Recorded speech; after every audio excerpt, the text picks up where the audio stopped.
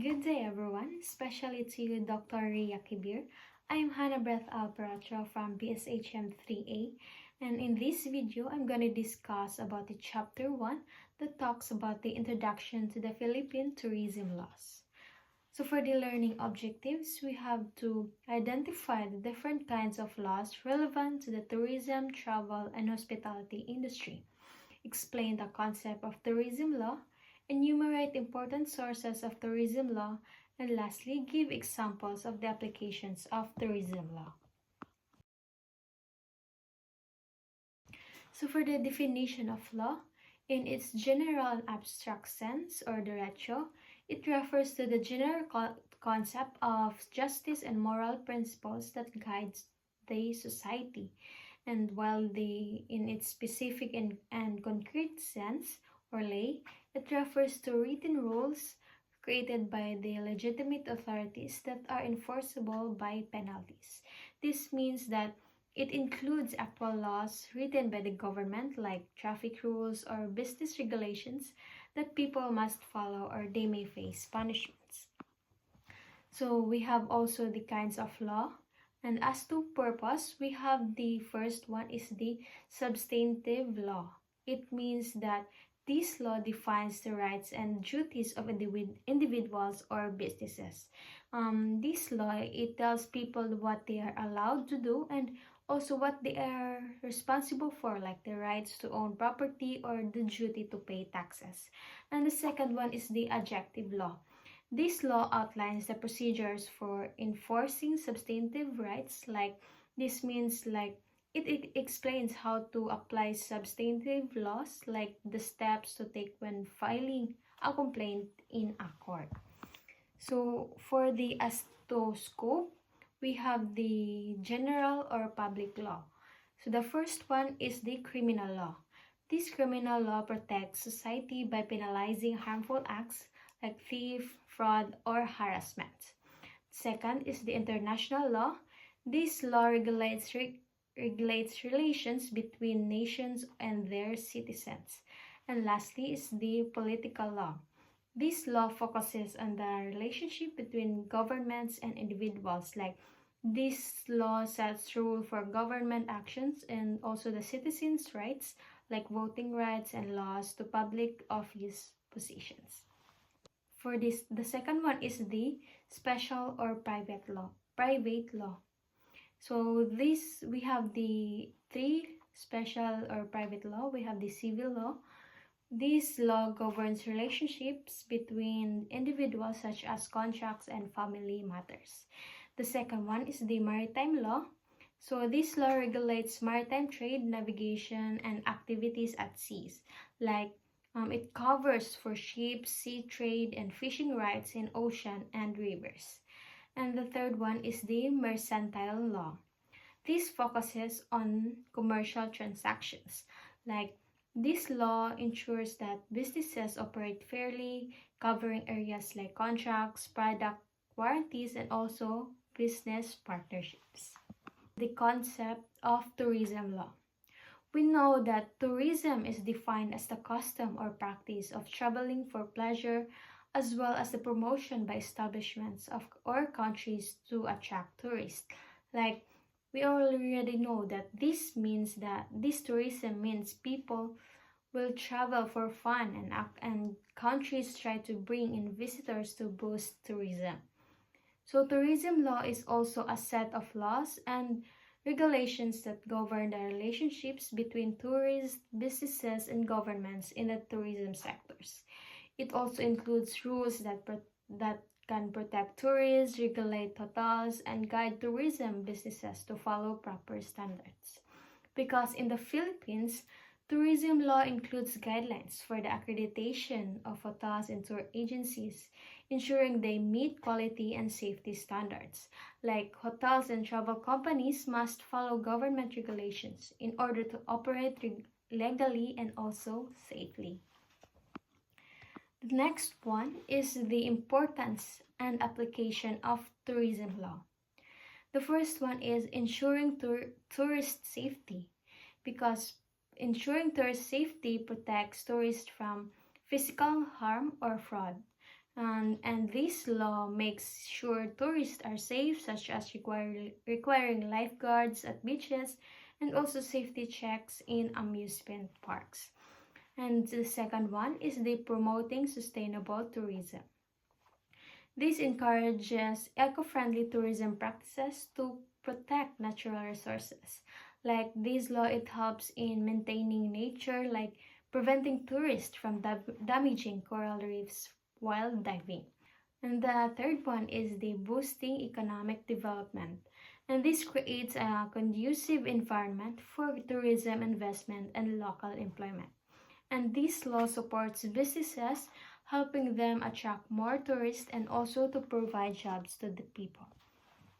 And the fourth one is adapting to e-commerce in tourism. We know that this is really an important application when it comes to tourism law, because like for example, online travel platforms like Agoda must comply with consumer protection laws to ensure fair pricing. So we need to adapt in e-commerce, especially in tourism, because this means that travel websites must be honest about their prices and services so tourists that don't get scammed. That's why it also need a law when it comes to adapting to e-commerce in tourism. And the fifth one is maintaining service standards. Like for example, airlines following strict international safety regulation in order to protect passengers. So it needs a law in order to maintain the service standards, because like what I said, the example that airlines must follow safety rules, like ensuring pilots are well trained and planes are properly maintained. And the next one is the sources of law relevant to the tourism, travel, and hospitality industry. The first one is the Philippine Constitution, the supreme law of the land, meaning that all other laws, rules, and regulation must align with its principle. This law is the highest law in the country that protects rights and sets government policies, including tourism. And the second one is the statute or legislative enactment. This law created by Congress to regulate tourism activities, protect tourism, and or promote tourism development. And these laws cover hotel safety, business permits, and also rules for the tour guides, and administrative orders and regulations. Rules issued by government agencies to interpret and enforce laws. These guidelines ensure that tourism laws are properly followed in real-life situations. The fourth one is the judicial decisions or jurisprudence. Court rulings that interpret the law and set legal precedents. If a tourist files a complaint in court, the judge's decision can influence future similar cases. The next one is the customs and traditions. Long-standing practices that have gained legal recognition over time. Like for example, traditional fishing methods in coastal areas may be legally protected. And the next one is for the other sources like foreign laws, international agreements, and legal doctrines. International agreements and foreign legal principles that influence tourism law. Like for example, it needs a visa policies are based on agreements between countries. And that's for the sources of law that would be relevant to the tourism, travel, and hospitality industry. So for the next one is the real-world applicants of tourism law. So this is important in order for us to apply this tourism law, especially in the real world. The first one is the tourist safety and security. Tourism laws make sure tourists are safe while traveling. This includes safety rules for hotels, tour activities, and also emergency response. Because law requires hotels and tour operators to follow safety measures like fire exits, lifeguards, and also for the medical assistance. The next one is the consumer protection in tourism services. Tourism laws safeguard tourists from fraudulent activities, misleading advertisement, and poor quality services offered by businesses. The third one is sustainable tourism and environmental protection. Tourism laws help protect natural attractions, wildlife, and ecosystems from over-tourism and destructive activities. And these laws prevent too many tourists from harming nature and ensure businesses follow environmental rules. For the fourth one, we have the labor rights and employment in tourism.